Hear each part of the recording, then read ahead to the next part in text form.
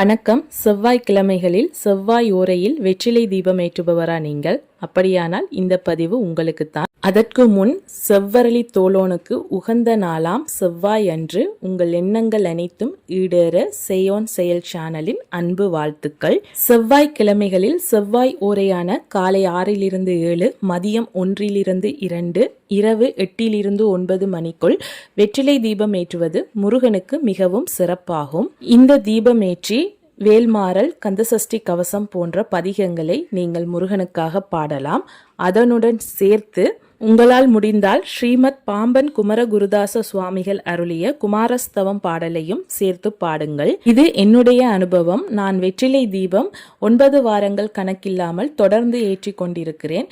ஆனால் கடந்த 3 வாரங்களாக இந்த குமாரஸ்தவம் பாடலையும் சேர்த்து பாடுகிறேன். இந்த 3 வாரங்களில் எனக்கு கிடைத்த நன்மைகள் பல. ஓம் சரவண பவ.